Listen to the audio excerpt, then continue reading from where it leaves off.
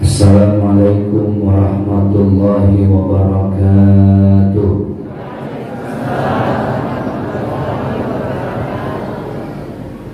Alhamdulillah wa syukurillah.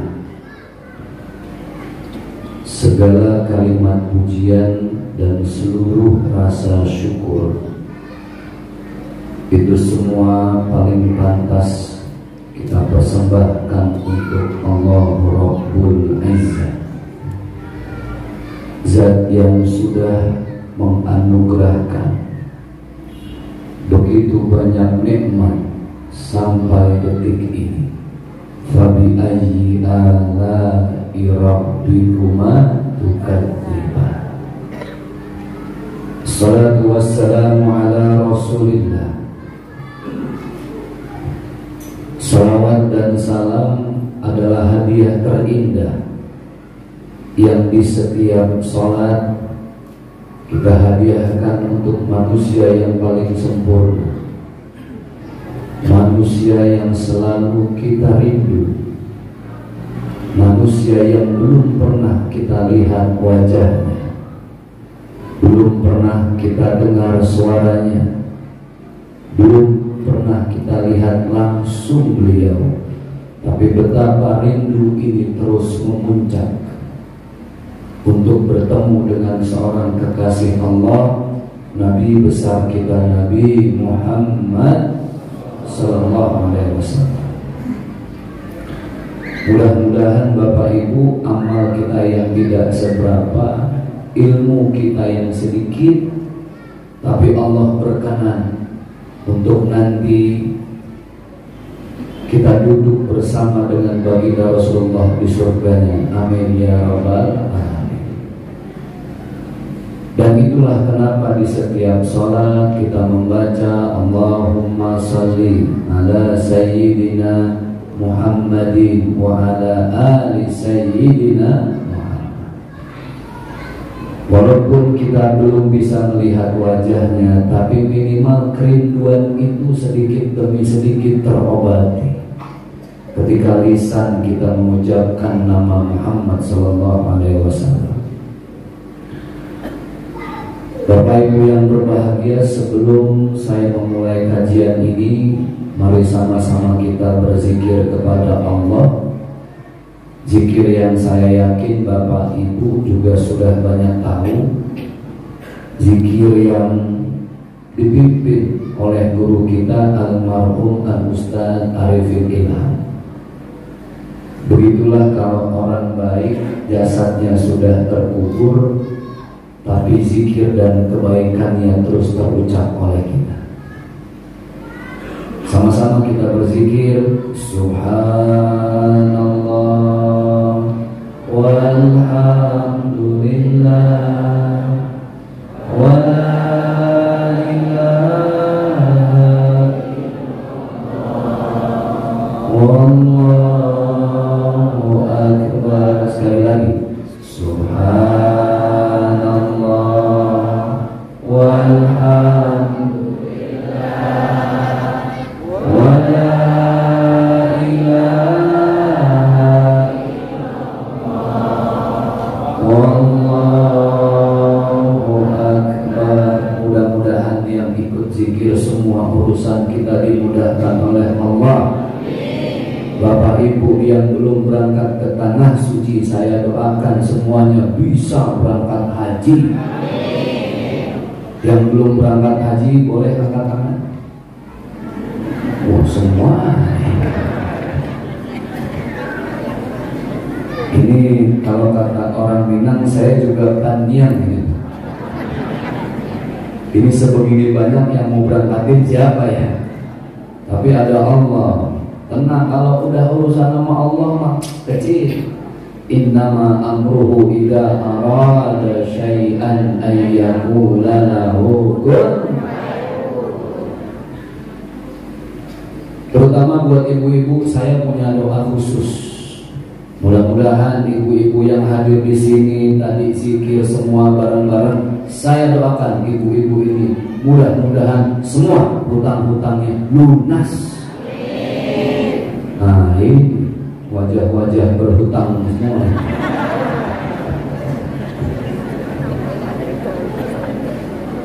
Memang kalau urusan doa itu kita sering maksa Allah supaya Allah ngasih yang kita mau. Kan betul begitu ya Bu? Padahal apa yang kita mau itu belum tentu terbaik buat kita. Tapi kalau kita berdoa minta yang terbaik sesuai maunya Allah, insya Allah apa yang Allah mau itu terbaik untuk kita. Maka di setiap doa yang terbaik itu adalah ketika kita, ya Allah, apapun yang Engkau titipkan dalam hidup ini, terima kasih ya Allah. Karena memang Allah itu Ar-Rahman, Allah Ar-Rahim.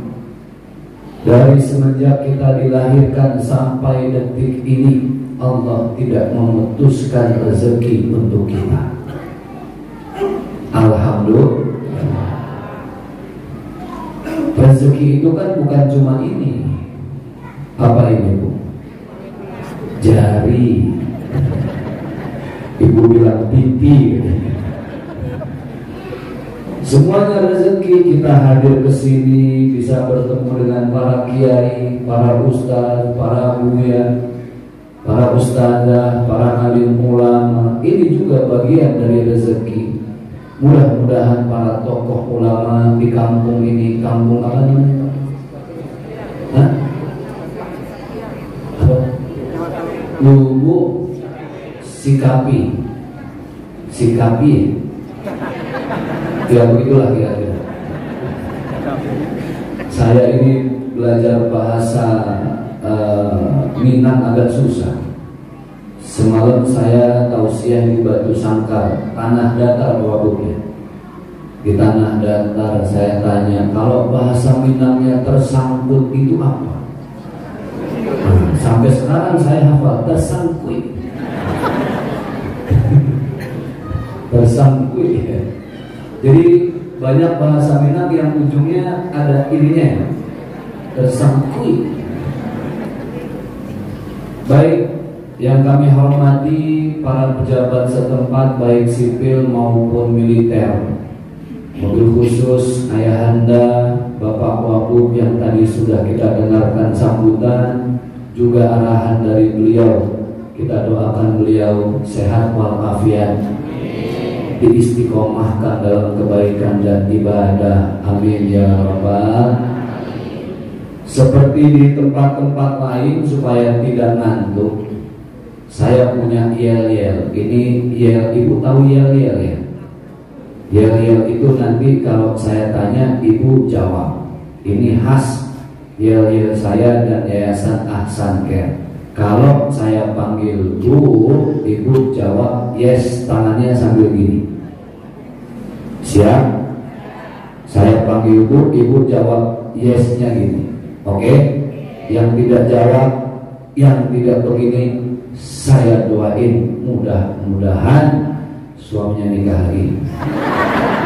Ayo, makanya gini. Oke, kita tes. Bu. Aduh, entah ini antara belum makan atau belum dikasih uang sama suami. Coba, Bu. Bu. Dua kali. Bu. Oke, sekarang bapaknya. Kalau ibunya yes, bapaknya jos. Pak jos, Pak jos. Siap? Siapa? Ayo, saya pengen tahu lebih keras mana suaranya. Tes dari ibu lagi. Bu. Yes. Bu. Yes. Pak. Jos. Mantap. Ini baru laki-laki sejati. Baik, alhamdulillah, masya Allah, tabarakallah. Ini nanti mohon izin karena harus kepotong sholat isya ya. Biar dikumandangkan azan isya, kita sholat berjamaah. Nanti setelah sholat berjamaah ada sesi berikutnya. Saya izin karena saya sudah sholat jamak takdim qashar, jadi nanti saya izin untuk tidak sholat berjamaah karena sudah saya jamak. Baik Bapak Ibu yang berbahagia yang dimuliakan oleh Allah Subhanahu wa ta'ala, dulu sedari kita sekolah SD, kalau kampung saya asli orang Betawi. Ada orang Betawi di sini asli Jakarta, ada? Nggak ada ya? Nggak ada ya? Karena kalau orang Betawi saya tahu di sini nggak ada orang Jakarta. Kenapa? Orang Betawi wajahnya wajah bermasalah kebanyakan. Jadi nggak ada.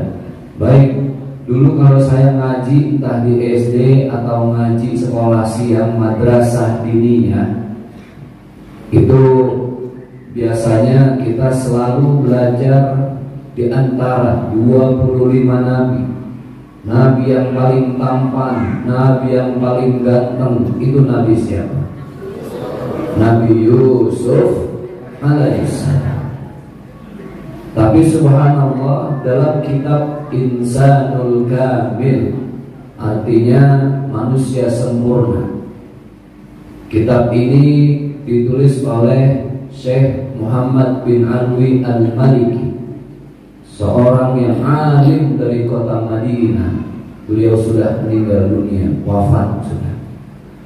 Dalam kitab Insanul Kamil, beliau menjelaskan antara ketampanan Nabi Yusuf alaihissalam dengan tampannya Nabi Muhammad sallallahu alaihi wasallam ada sesuatu yang harus kita tahu. Menurut Ibu, lebih tampan Nabi Yusuf apa Nabi Muhammad?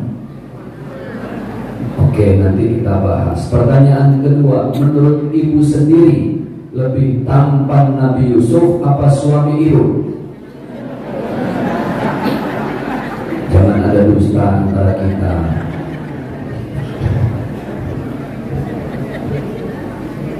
Kita ibaratkan satu lingkaran.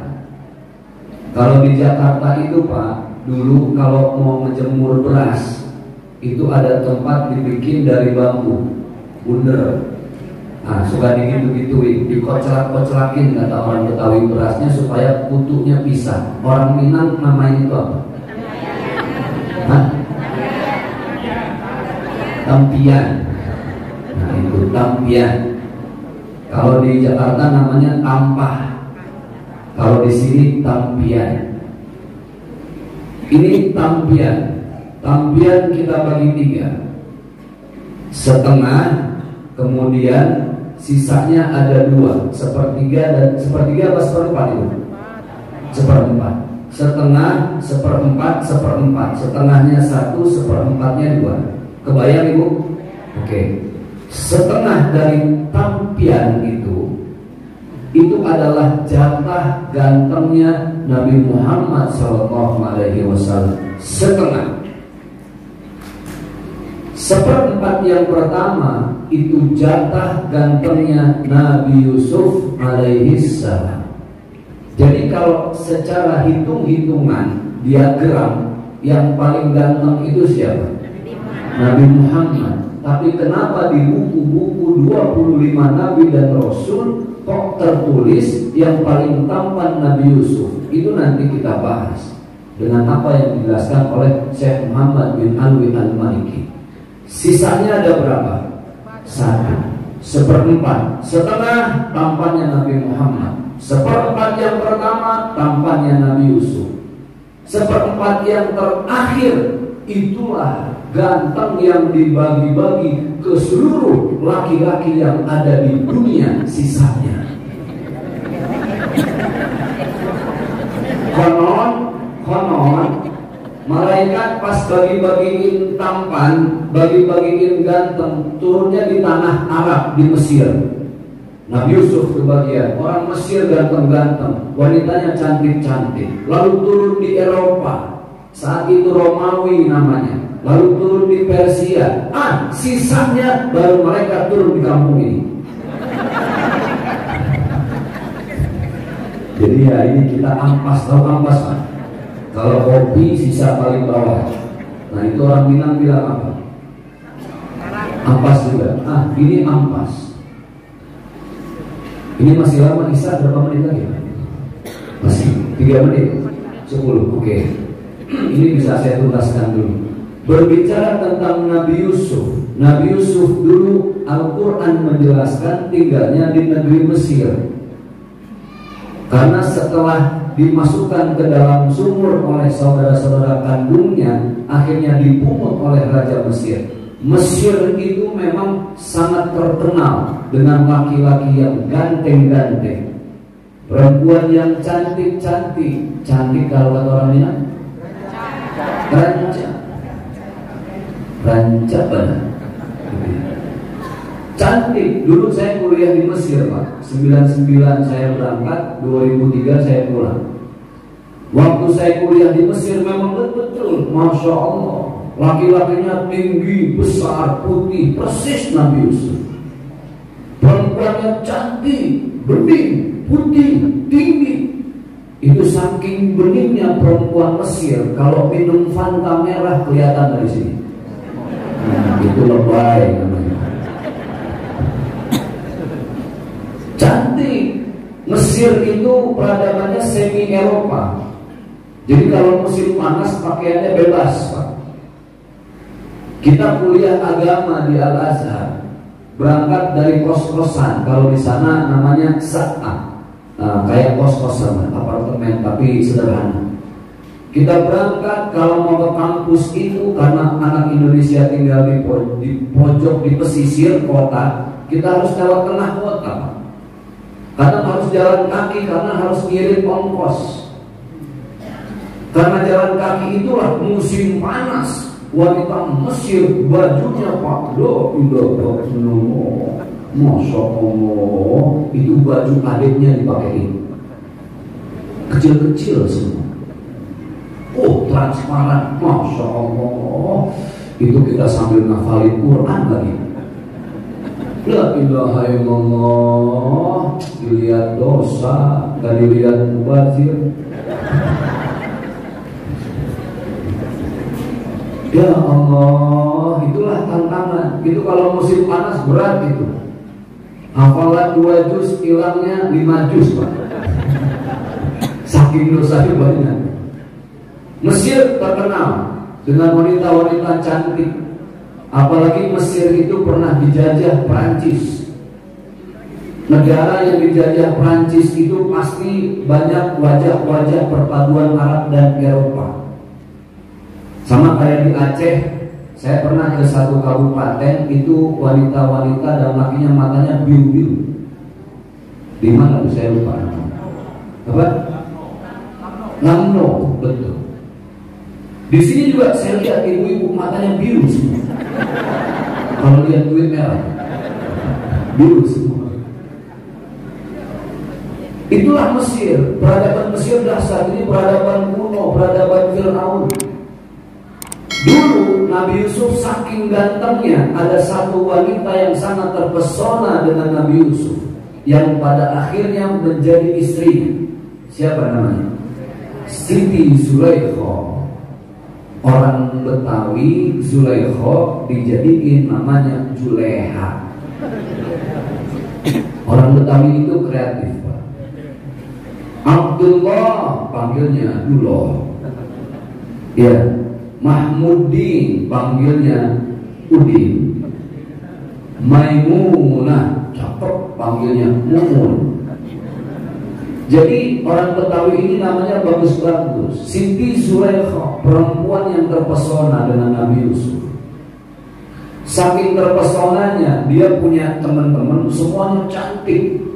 Kalau sekarang itu ya geng-geng arisan lah, Pak. Teman-teman ngumpul dan ngegosip. Kalau udah ngegosip, emak-emak itu lama. Namanya juga ngegosip, digosok makin sip. Kata Siti Zulaikha, kalian pengen lihat laki-laki tertampan di dunia, datang ke rumah saya, ada Yusuf tampan. Besoknya itu mau lihat Nabi Yusuf pagi, dari malam sudah dandan. Persis ibu mau lihat saya malam, dandan dari habis subuh tadi ya. Dandan mau lihat Nabi Yusuf.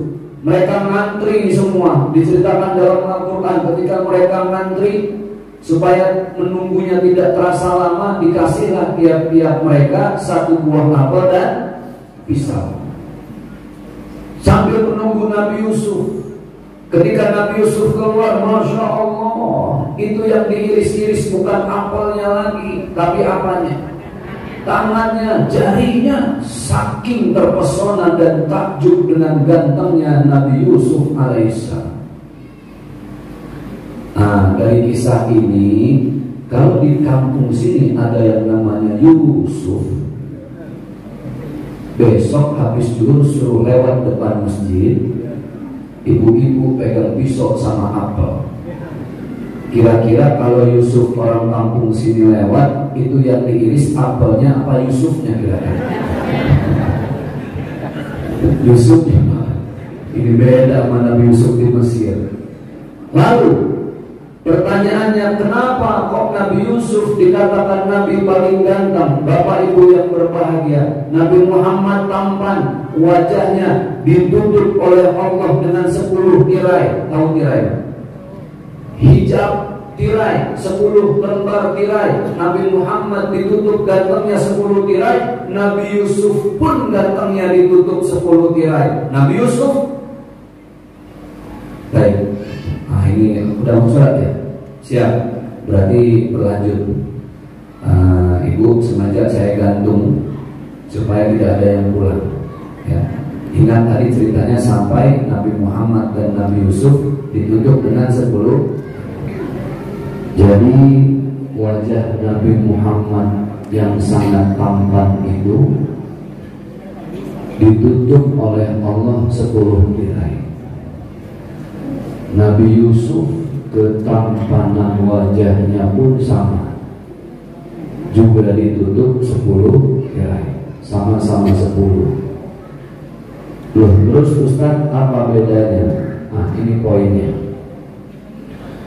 Wajah Nabi Yusuf alaihissalam 10 tirai yang menutupi ketampanannya oleh Allah di dunia dibuka semuanya. 10-10-nya itu 1, 2 sampai 10 dibuka, disingkap. Bahasa Minangnya apa? Sama, disingkap, dibuka. Apa? Tesiko, basiko. Ya begitulah kira-kira. Ini belajar bahasa Minang nggak selesai sama saya. 10 tirai dibuka semua. Maka itulah sejarah mencatat Nabi paling tampan di antara 25 Nabi adalah Nabi Yusuf.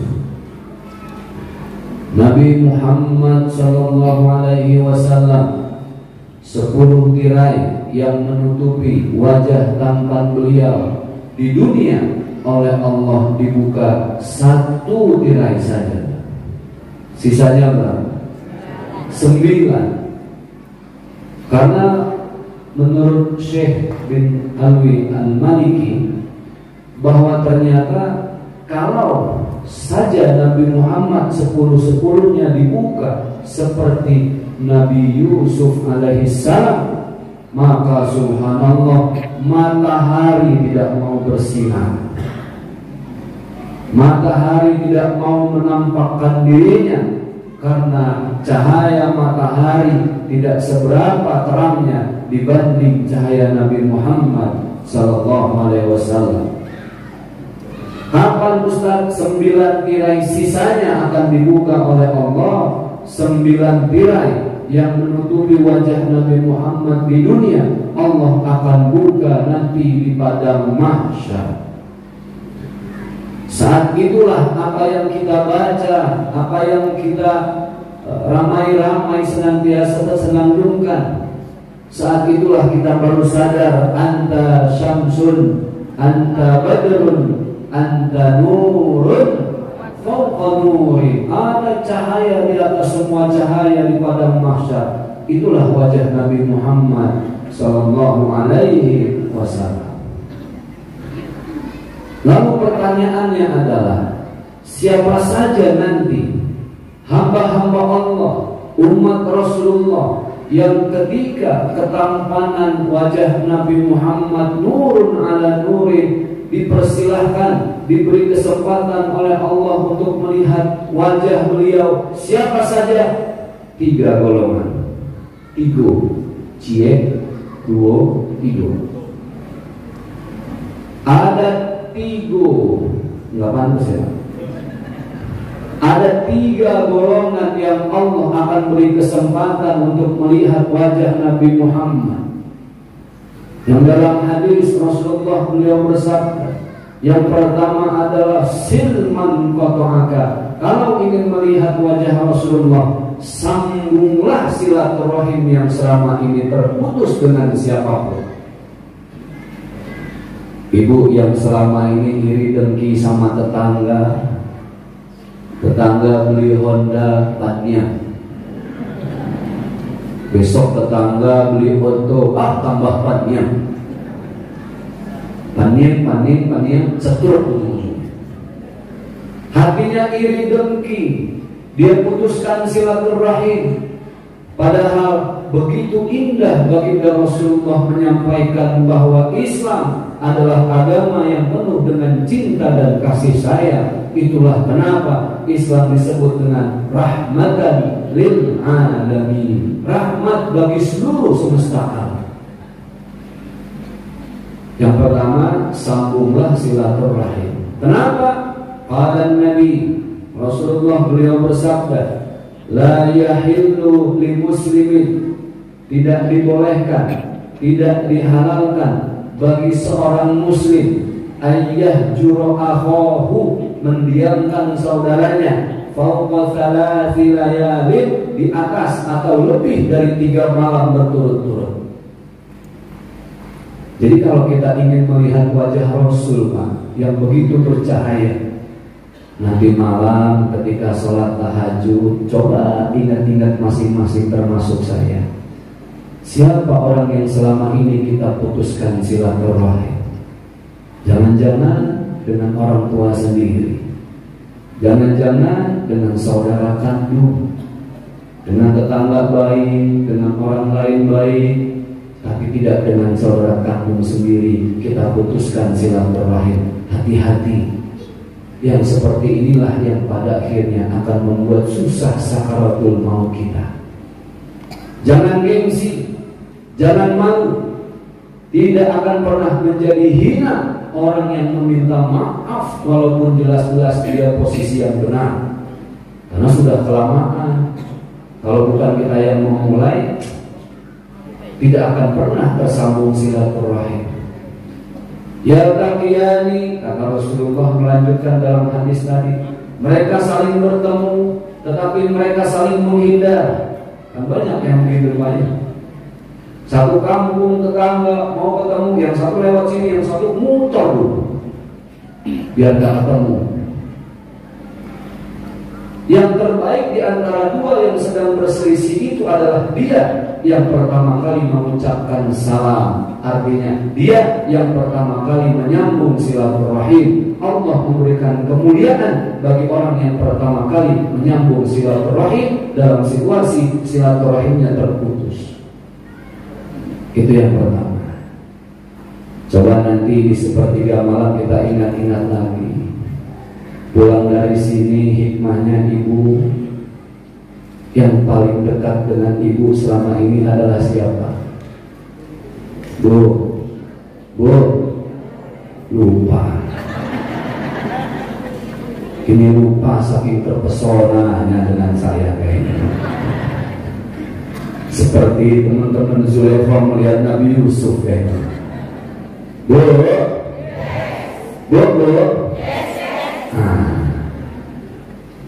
Masya Allah, itulah silaturahim ya. Kenapa kita diperintahkan untuk menyambung silaturahim? Karena Allah memuliakan siapapun orang yang menyambung silaturahim. Jangan cuma gara-gara perbedaan kita tidak tegur sapa. Jangan gara-gara beda bahasa, budaya, tradisi, agama kita tidak saling tegur. Di Indonesia ini kita disatukan, perbedaan boleh banyak, tapi ingat, kita satu nusa, satu bangsa, satu bahasa, Indonesia. Dari Sabang sampai Merauke kita diikat dengan simpul Bhinneka Tunggal Ika. Jangan gara-gara perbedaan mazhab, yang satu NU, yang satu Muhammadiyah, yang satu Persis, kita saling tidak tegur sapa. Jangan. Kan prinsipnya satu dalam akidah, toleransi dalam ibadah. Hafal nggak ibu? Satu dalam akidah, toleransi dalam ibadah. Siapapun orangnya yang berkelahi tidak tegur-teguran, malu sama 5 jari. Lihat 5 jari kita, bentuknya beda-beda, kerjaannya beda-beda. Jempol paling ujung, gendut, kecil, pendek. Ini tergantung posisi. Kalau gini, mantap, sip, cemen, payah. Tahu payah? Orang Minang apa bilang? Sama, payah. Ini anggota jari paling sopan, Pak. Bapak kalau ke Jawa Barat, Sukabumi, Bandung, Cianjur, tanya alamat, orang sana sopan-sopan. Neng punten, mau tanya alamat ini sebelah mana? Sebelah sana. Sopan. Deket Pak, deket atuh. Deket-deket. Berapa kilo? Paling 20 kilo. Saking sopan orang kampung 20 kilo bilang deket. Tapi sekarang kita jarang nanya karena ada Google Map. Tinggal ngikutin map saja. Ini jempol sopan. Beda dengan telunjuk. Dia lebih tinggi, lebih kurus. Kerjaannya nunjuk-nunjuk, nyuruh-nyuruh, marah-marah.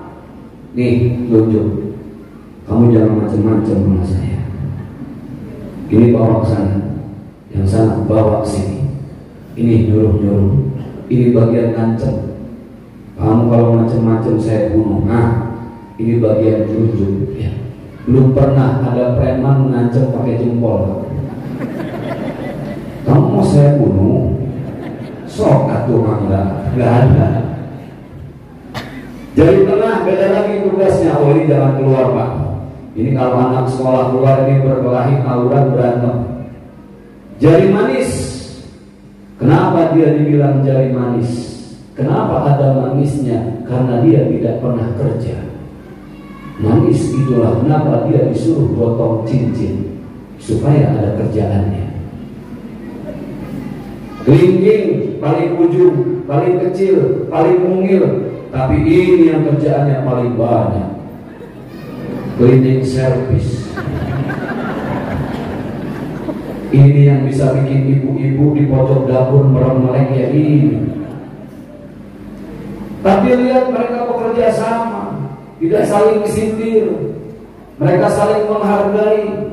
Itulah Islam rahmatan lil alamin. Maka kata Rasul, silman qata'aka. Kalau mau lihat wajah aku nanti di padang mahsyar, sambung silaturahim.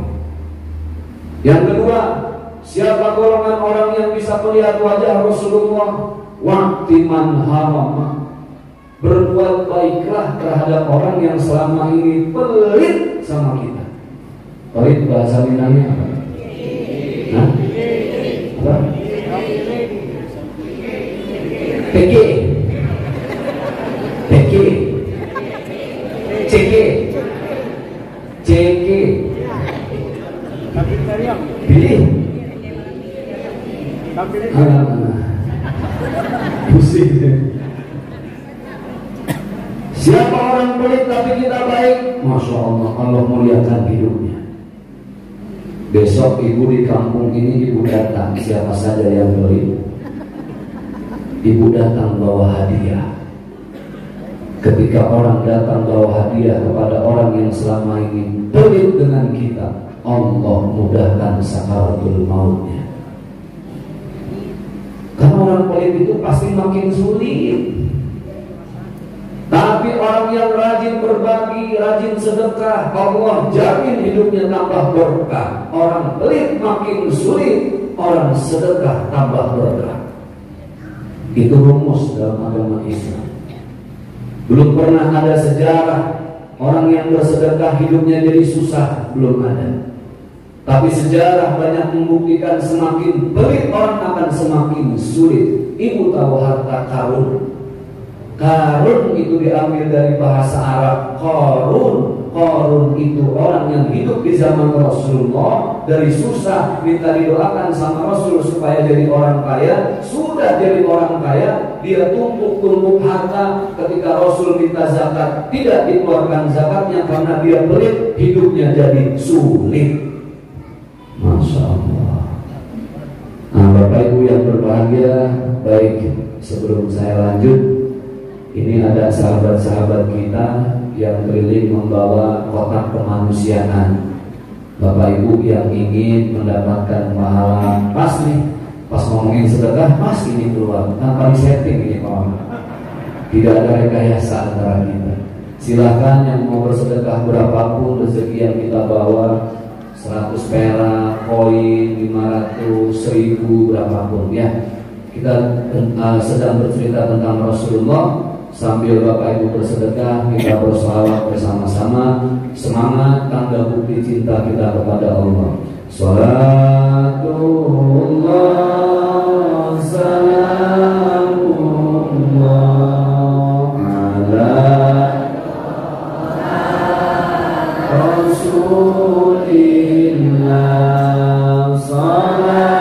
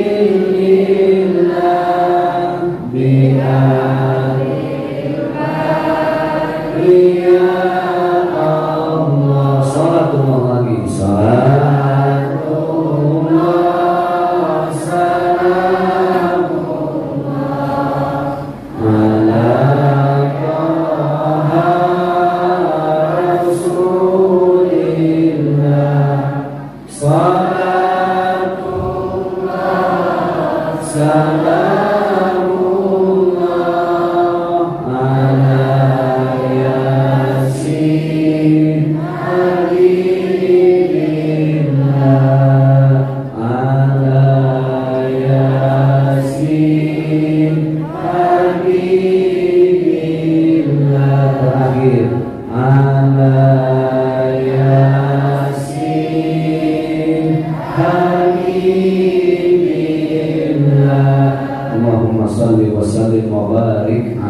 mudah-mudahan Bapak Ibu yang sudah menyisihkan sebagian rezekinya Allah berlipat gandakan di akhirat nanti. Amin ya rabbal alamin. Tadi saya bercerita tentang korun. Itulah kenapa di Indonesia ada namanya harta karun. Harta yang ditumpuk-tumpuk tapi tidak jadi manfaat. Harta karun diambil dari nama korun, sahabat Rasulullah. Ada lagi sahabat Rasulullah yang sebaliknya, namanya Abdurrahman bin Auf. Bapak Ibu nanti boleh buka buku sejarah atau googling di internet. Abdurrahman bin Auf ini entrepreneur, pengusaha kaya raya. Kalau kata orang sekarang, uangnya nggak berseri, punya pohon duit, punya pohon piti, tidak pernah habis. Suatu hari dia datang kepada baginda Rasulullah dalam keadaan menangis. Ya Rasulullah, menangis. Rasul bertanya, wahai sahabatku, kenapa engkau menangis? Apa kata sahabat Abdurrahman? Ya Muhammad, kekasih Allah, aku minta tolong angkat kedua tanganmu, minta kepada Allah supaya aku dijadikan orang miskin. Saking kayanya, saya capek jadi orang kaya ya Rasul, saya pengen jadi orang miskin. Mungkin baru dia doang Pak capek jadi orang kaya. Di mana-mana orang capek jadi orang miskin. Dia capek jadi orang kaya. Minta sama Tuhanmu ya Muhammad, miskinkan hidupku. Apa kata Nabi Muhammad? Ulang, nanti aku doakan. Sedekahkan semua kambing-kambingmu, sedekahkan semua unta-untamu. Lakukan itu lillahi ta'ala, biar nanti Allah yang mengatur hidupmu. Sehari, 2 hari, 3 hari, seminggu dia balik lagi. Ketika balik, air matanya, menangisnya lebih dahsyat, lebih keras dari sebelumnya. Sahabat yang lain melihat, mikir, kemarin minta miskin, sekarang udah susah, nangis. Ditanya sama Rasulullah, kenapa kau menangis? Kau minta miskin, apakah kau sudah miskin? Apa kata Abdurrahman bin Auf? Ya Rasulullah, doamu Masya Allah, aku sudah sedekahkan kambing-kambingku, puluhan unta, ratusan unta sudah aku sedekahkan. Tapi ya Allah, air mataku bukan air mata sedih, air mataku air mata bahagia. Kenapa? Aku semakin cinta dengan Allah, semakin aku sedekahkan hartaku lillahi ta'ala, karena Allah, semakin Allah limpahkan dunia. Ini kebalikan dari siapa tadi yang pertama? Qarun. Bapak Ibu yang berbahagia, makanya tadi yang kedua poinnya, waqtiman haraman, berbuat baiklah terhadap orang yang selama ini pelit dengan kita. 2 saja. Sisanya berapa? 1. Golongan yang akan melihat wajah Rasulullah ketika bercahaya disingkap 9 tabirnya di padang mahsyar. Siapa golongan yang terakhir? Dialah orang yang selalu berusaha untuk tetap baik walaupun dizolimi oleh siapa. Wa'fu amman zalama. Kalau ingin lihat wajahku, maafkanlah orang yang selama ini menzolimimu. Yang paling berat yang ketiga ini Pak ya. Berat, Masya Allah. Maafin orang yang zolim sama kita, berat. Lihatlah baginda Rasulullah SAW dicaci, dimaki, dihina, dibuli, ditimpuki, tapi Masya Allah beliau selalu mendoakan orang-orang yang menzolimi beliau. Nah makanya Bapak ya, kalau istri kita marah-marah di rumah, berarti dalamnya lagi ada setan. Bu, lupa lagi. Bu,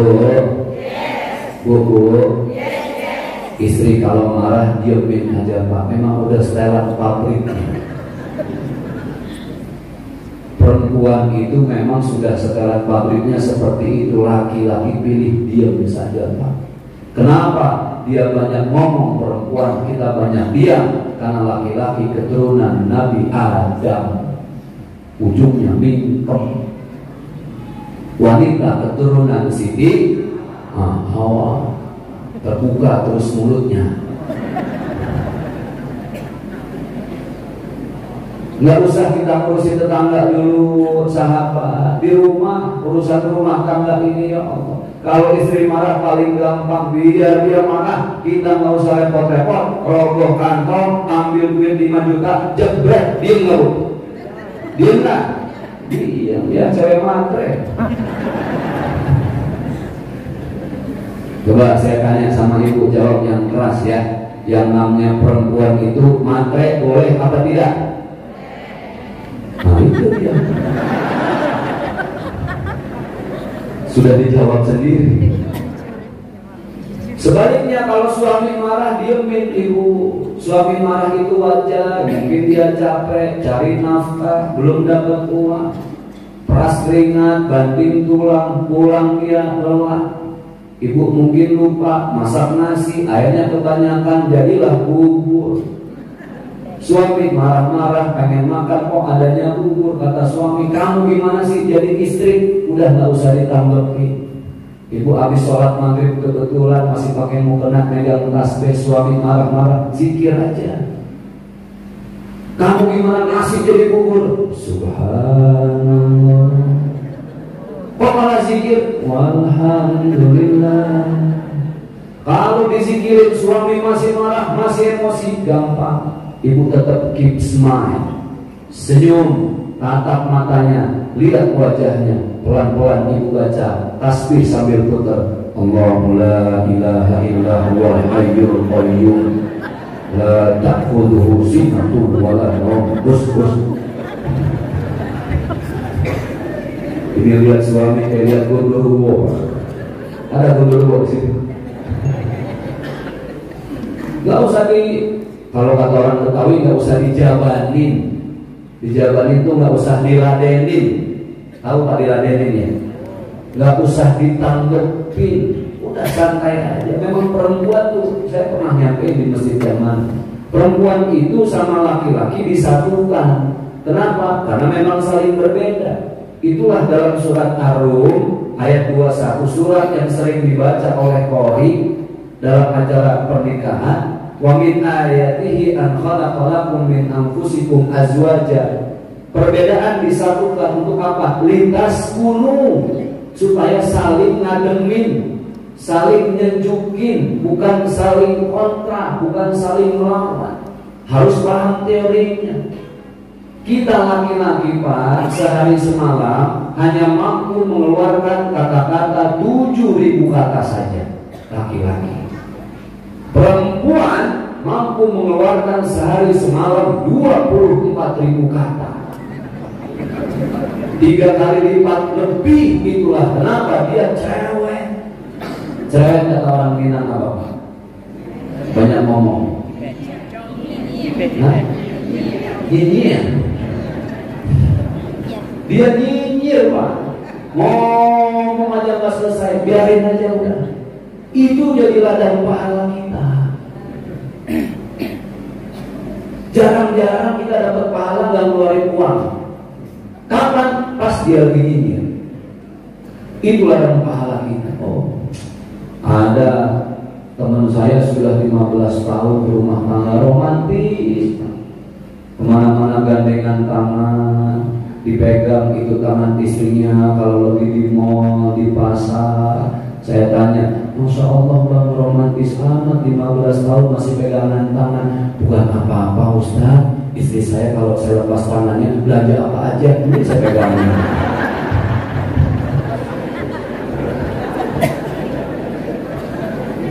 Ya dinamika suami istri begitu.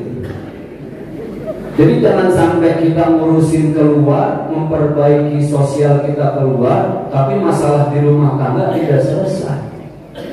Ini nasihat buat saya. Udah saling ngalah aja, namanya rumah tangga. Kenapa namanya rumah tangga? Kalau rumah oke lah, habis menikah ingin punya rumah. Kok ada tangga ikut-ikutan?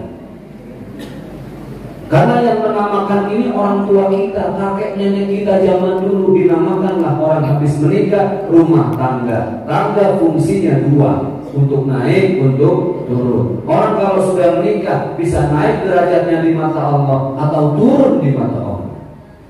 Ketika bisa saling mengalah, saling menyejukkan, saling mengayomi, saling menyelimuti, itulah rumah tangga yang akan menaikkan derajat kita. Di kampung saya ada istrinya meninggal.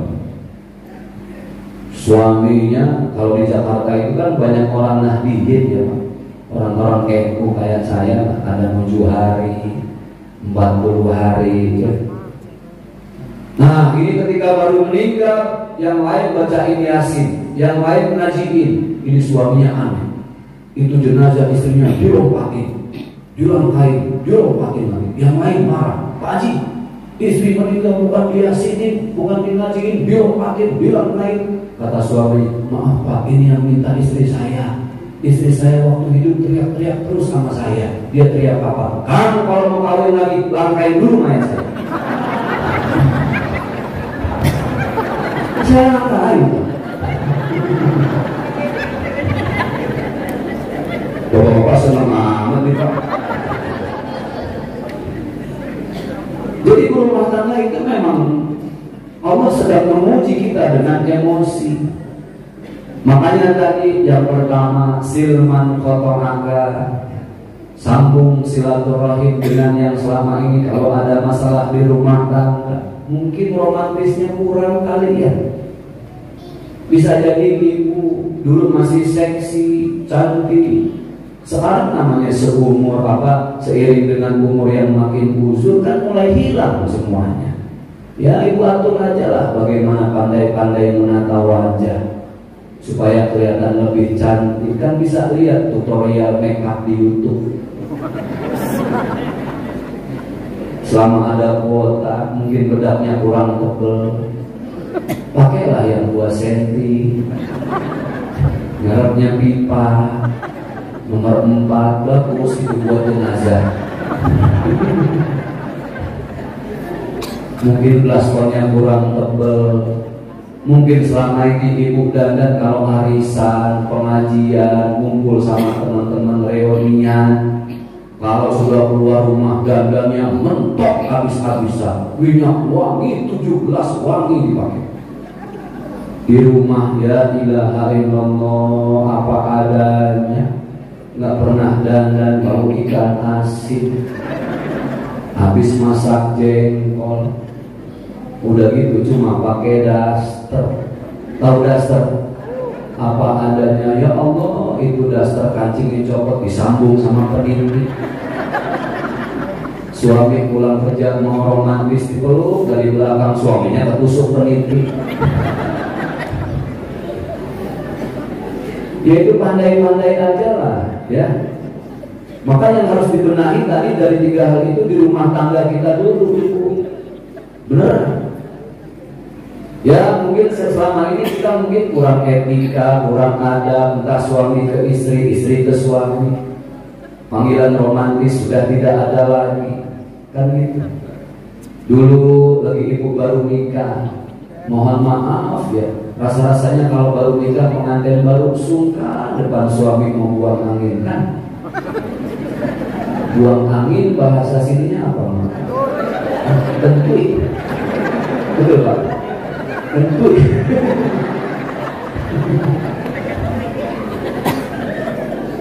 Dibungsungkan depan suami mau tentui. Habis resepsi, ibu nonton TV, suami di kamar mandi lagi siap-siap. Ibu pegang remote, ya Allah rasanya sakit perut makan rendang banyak nih. Mau buang angin gitu. Udah mau dilepas, dipeluk sama suami, nggak jadi, cuma bunyi pss.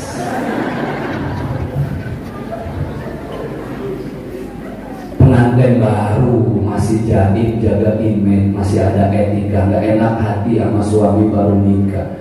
Sekarang la ilaha illallah, anak 3 sudah 15 tahun, asal tidur geser dikit, mungkin itu kali yang bikin suami ilfil kali ya. Jadi pinter-pinterlah dandan itu. Tanya suami, ayang beb, harus romantis dong. Bapak juga panggil istri romantis, jangan pengantin baru doang. Pengantin baru romantis, nikah istrinya berdua, gendut, ya kulkas 2 pintu lah. Tapi kan dipanggilnya manja, endut. Sekarang Pak punya anak 3, gembrot cing. Mana nilai romantisme itu mungkin yang kurang. Maka silman qata'aka, coba itu. Hadirin ayahanda ibunda yang berbahagia yang dimuliakan oleh Allah Subhanahu wa ta'ala. Maka 3 golongan inilah yang akan dipersilahkan oleh Allah untuk melihat wajah baginda Rasulullah Sallallahu Alaihi Wasallam. Tapi ingat, jangan sampai kita benahi silaturahim kita keluar, tapi kita lupa dengan yang paling penting adalah silaturahim dengan pasangan hidup dan anak-anak kita, terutama yang masih serumah semua. Jangan sampai tidak tegur-teguran, jangan sampai saling cuek. Lihatlah baginda Rasulullah bagaimana romantisnya. Rasulullah ketika pulang terlalu malam, Rasul rela dan ikhlas tidur di depan rumah, Pak. Itu mencontohkan betapa Rasulullah tidak merasa suami yang harus mendikte istri, tapi tadi bagaimana litasbunu ilaiha, supaya saling mengisi, menyejukkan dan menyelimuti. Maka malam hari ini pulang dari sini kita introspeksi masing-masing. Kenapa Allah masih memberikan nafas? Kenapa Allah masih mengizinkan hidup? Karena sebenarnya Allah masih memberi kita kesempatan untuk membenahi hidup kita. Allah masih ngasih kita kesempatan untuk beristighfar dan bertobat atas segala dosa-dosa yang sering kita lakukan. Beristighfarlah banyak-banyak, mohon ampun. Bapak Ibu kalau ada masalah dengan pasangan hidup, gak usah curhat di sosmed. Ada masalah kok postingnya di Instagram. Ibu suka lihat WhatsApp kan, pada punya WhatsApp ya. WhatsApp itu kan ada 3: chat, panggilan, status. Status, panggilan, chat. Jujur, yang paling sering ibu lihat yang mana? Status orang lain. Kepo, pengen tahu tetangga yang kita benci ada di mana. Pas kita buka statusnya, waduh, lagi di Singapura jalan-jalan, meriang pada kita. Meriang bahasa Minangnya apa? Menggigil. Menggigil. Jadi gak usah, hidup gak usah dengar apa kata orang, itu nikmati apa yang sudah Allah titip dalam hidup, bersyukur. Banyak-banyak alhamdulillah. Badan enak, hati enak, jauh dari sakit. Semakin banyak ibu iri sama tetangga, ibu dekat sama penyakit. Bisa jadi penyakit yang ada di tubuh kita sekarang bukan semata-mata karena makan tidak sehat, bukan semata-mata karena sering begadang, tapi bisa jadi karena kita tidak bersyukur, selalu ingin apa yang dimiliki oleh orang lain. Jadi nikmati hidup Bapak Ibu yang berbahagia. Insya Allah hidup itu menjadi nikmat. Hasbunallah wa ni'mal wakil, ni'mal maula wa ni'mal nasir. Malam hari ini juga kalau ada masalah, selesaikanlah di sepertiga malam. Dengan apa? Dengan qiyamul lail, sholat tahajud, baca Quran, zikir. Luapkan semua keluh kesah hati kita, segala hajat dan keperluan kita hanya kepada Allah. Di mana? Di atas sejadah. Dengan apa? Dengan tetesan air mata. Coba Bapak Ibu ingat nasihat untuk saya. Seberapa sering kita bangun sepertiga malam untuk meneteskan air mata? Malu kita dengan Rasulullah. Rasulullah itu kalau sudah sholat tahajud kakinya sampai bengkak, lantainya basah ditetesi air mata. Saya yakin ibu-ibu kampung sini juga kalau tahajud kakinya bengkak, asam urat. Aisyah sampai bertanya, ya Muhammad kekasih Allah, kenapa engkau sampai bengkak air matamu berlinang tidak selesai? Padahal engkau ini kekasih Allah, engkau pasti masuk surga. Sholat ya biasa-biasa aja lah, pasti masuk surga. Apa kata Rasulullah? Wahai Aisyah, ya Humairah, istriku yang pipinya kemerah-merahan, sholatku bukan untuk surga, sholatku bukan karena takut neraka, tapi sholatku adalah tanda syukur kepada Allah. Ini pun belum seberapa dibanding semua anugerah dan rezeki serta nikmat yang Allah berikan sepanjang hidup. Jadi tenang Bapak Ibu, nggak usah ini, semua mah udah diukur. Nih rambut kita sudah diukur sama Allah, rambut di kepala biarkan kata Allah memanjang, tapi alis di stop sama Allah. Kebayang gak kalau alis di stop sama Allah? Gondrong depan belakang Pak, panjang-panjang, rambutnya segini-segini, sudah diatur. Kenapa air mata? Ibu yang sering menangis, air mata rasanya apa? Asin. Kenapa air mata asin? Karena Allah sudah setel. Allah sudah program, Allah sudah setting. Air mata sengaja dibikin asin, karena asinnya air mata mampu mengeluarkan kotoran-kotoran yang ada di mata sepanjang kita tidur. Makanya kenapa habis tidur keluarlah itu kotoran. Orang Betawi bilangnya belek, di sini namanya Cirimato. Itu boleh buat nama rumah makan tuh Pak, rumah makan Cirimato. Dan ada bundakan buah takana juwo kan gitu. Ini ada Cirimato. Air mata asin, kenapa? Keluarlah kotoran. Itu hebatnya Allah, sudah disedap. Kalau tidak ada asinnya itu air mata menumpuk, mata kita tidak bisa melihat lama-lama buta. Air liur, kenapa dia tawar tidak ada rasanya? Supaya dia bisa mengecap, merasakan mana manis, mana asin, pedas, pahit. Itulah kenapa air liur dibilang tawar. Air yang ada di telinga kita, ibu sudah rasakan rasanya apa? Saya sudah. Pahit Pak. Dia pahit.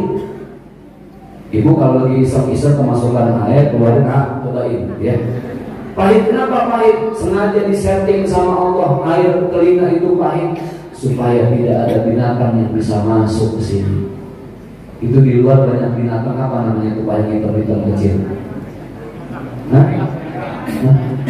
Piagam. Itu hitam-hitam. Kalau air di telinga kita tidak pahit, dia bisa masuk, semut masuk. Ular yang kecil itu namanya kelambang bisa masuk.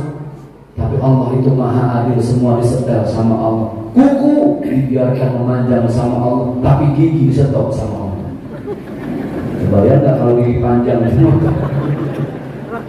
Allah itu adil, Allah sudah mengukur. Bersyukurlah, jangan iri dengan urusan orang, perbaiki diri kita. Terakhir, sebelum kita masuk pada sesi berikutnya Bapak Ibu, yang mau saya sampaikan, hidup jangan terlalu sering dengar apa kata tetangga. Jangan terlalu sering mendengar pendapat orang lain. Selama yang kita lakukan itu baik, jalanilah karena Allah. Ada bapak sama anak punya onta, ontanya nggak dinaikin, dituntun saja berdua-duaan. Orang kampung bilang apa? Tuh bapak sama anak nggak ada otaknya. Punya onta harusnya dinaikin. Kata si bapak, nah biar bapak yang naik, kamu yang nuntun.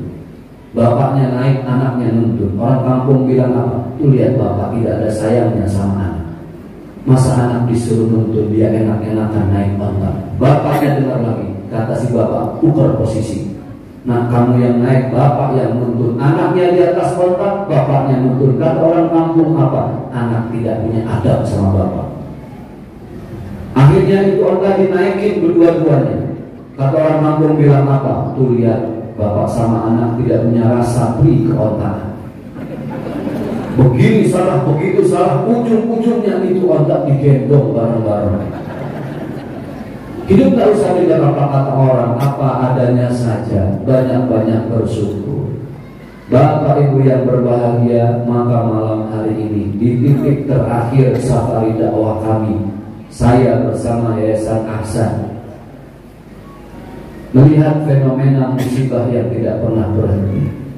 Kita sebagai orang muslim tidak hanya membenahi bagaimana sholat, puasa, haji, umroh, tapi yang juga kita benahi adalah bagaimana kepekaan kita terhadap sesama manusia juga semakin baik dan semakin tinggi.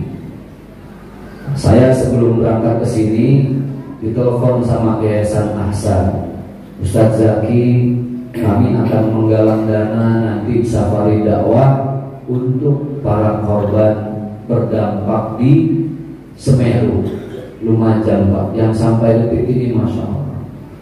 Bahkan kalau boleh usul Yayasan Ahsan ini juga menyisihkan nanti sebagian donasi untuk saudara-saudara kita yang ada di Malaysia Pak. Mereka sedang kena banjir.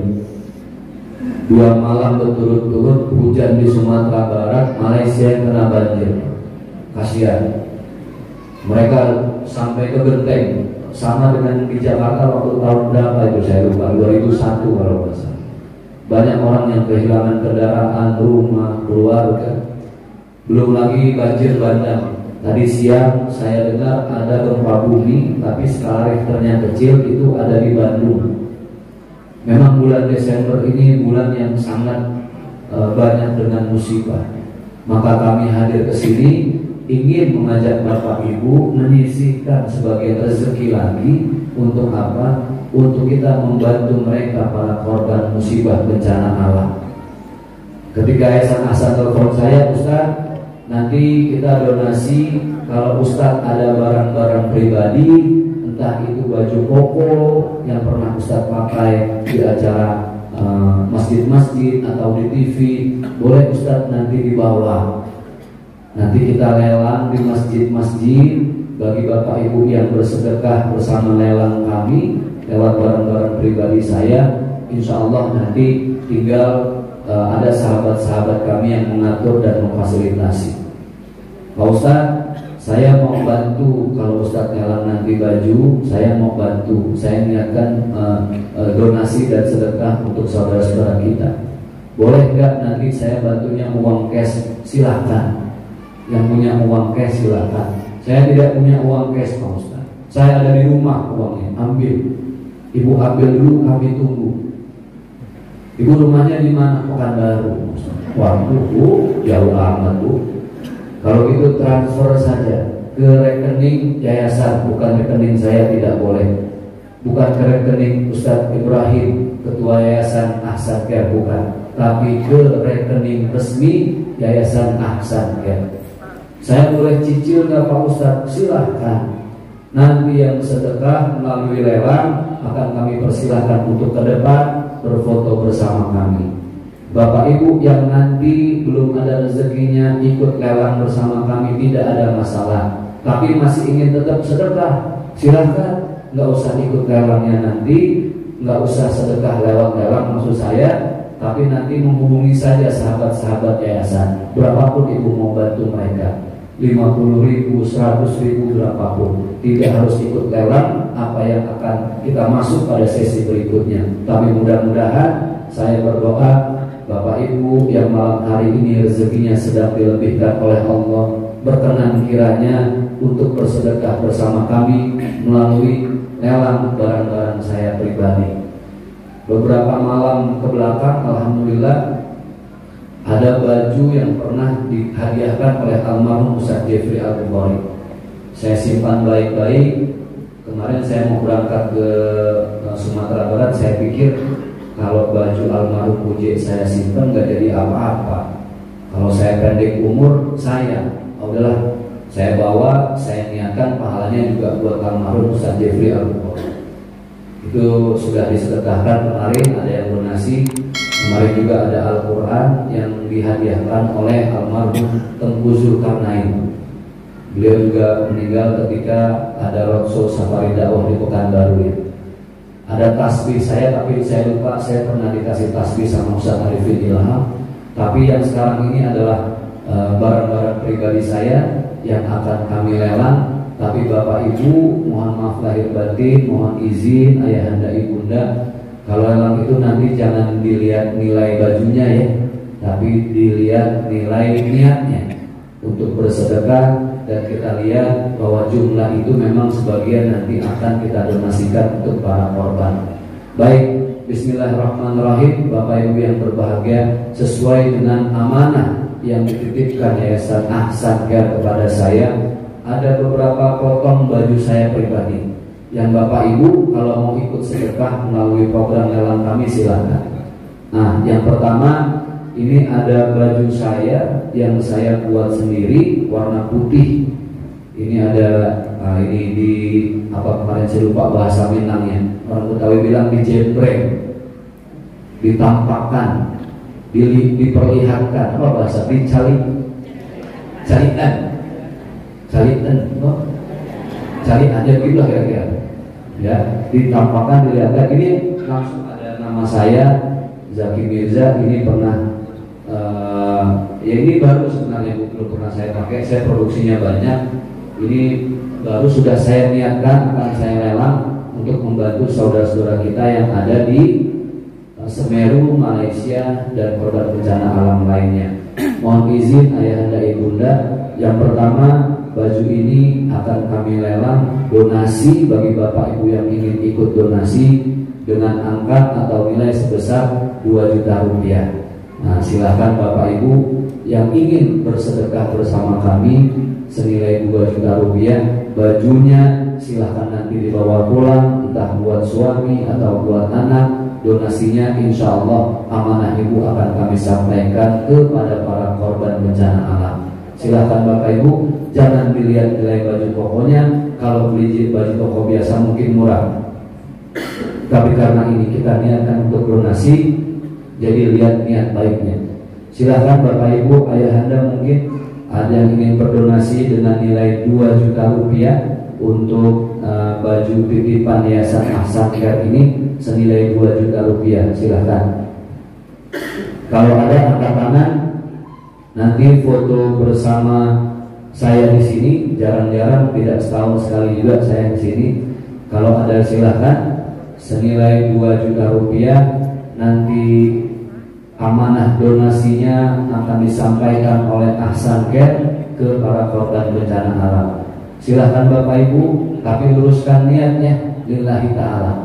Jangan kita sedekah niatnya duniawi, nanti sakit hati. Saya mau sedekah motor Ustaz supaya dapat mobil. Karena kalau sedekah motor sebulan dapat mobil, alhamdulillah motor disedekahin, bulan depan mobil gak datang-datang. Sakit hati pasti. Niatkan saja lillahi ta'ala karena Allah. Kalaupun nanti dapat mobil karena sedekah motor, itu bonus.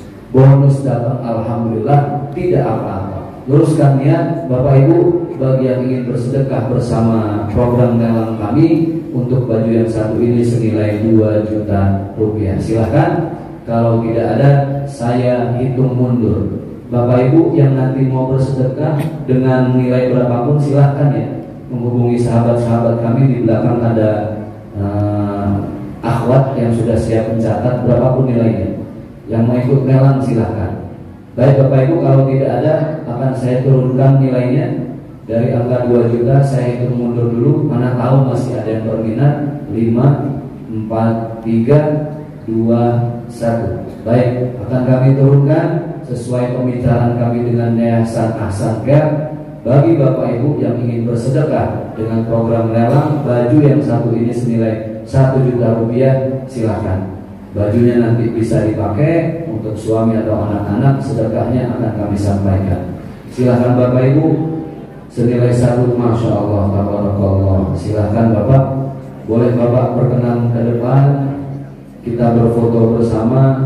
Ini bajunya ukurannya apa? S. Mudah-mudahan pas, kalau nggak pas gedein sendiri ya Pak.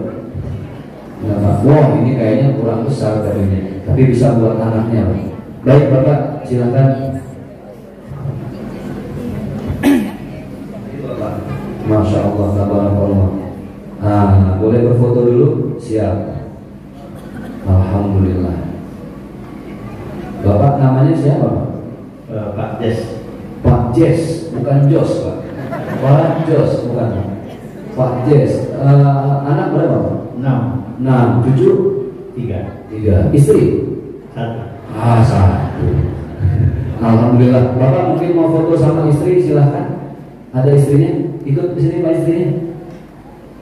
Oh tadi ada. Sekarang sudah kembali ke alamnya mungkin. Ada? Masya Allah. Ibu siapa namanya Pak? Ibu Hartini. Panggilan untuk Ibu Hartini, silakan ke depan. Karena Bapak ingin foto bersama istri tercinta.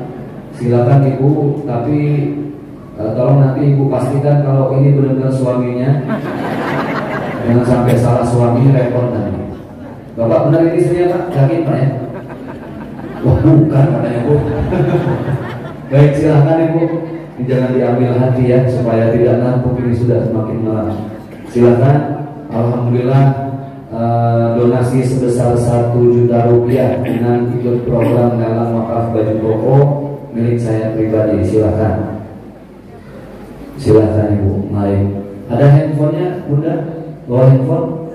Tidak ada. Bapak nggak bawa handphone juga? Baik. Bisa dititip di sini. Siap Ibu. Izin boleh di sebelah saya ya Pak ya? Baik, silakan. Oh, sebelah situ. Saya Ibu sini. Silakan. Ini mau udah kayak orang tua saya. Alhamdulillah. Ya, senyum. Siap. Sudah. Mudah-mudahan kita doakan beliau sehat, panjang umur, berkah dunia akhirat. Bunda, terima kasih. Baik, terima kasih. Mudah-mudahan semakin bermanfaat. Karim wa li azimi sultani. Allahumma innaka afuwun karim tuhibbul afwa fa'fu anna ya karim ya mujibas sa'ilin ya arhamar rahimin. Rabbana hab lana min azwajina wa dhurriyyatina qurrata a'yun waj'alna lil muttaqina imama. Allahumma ighfir dzunubana wa dzunuba walidina warhamhum kama rabbawna shighara. Rabbana atina fid dunya hasanah wa fil akhirati hasanah wa qina adzabannar. Bifadli subhana rabbika rabbil izzati amma yasifun. Wassalamu alal mursalin walhamdulillahi rabbil alamin. Saya pribadi mohon maaf lahir batin, mungkin yang saya sampaikan banyak khilaf dan salah. Semoga Allah istiqomahkan hati kita dalam kebaikan. Usikum wa iyaya bitaqwallah billahi taufiq wal hidayah. Wassalamualaikum warahmatullahi wabarakatuh. Indah ya.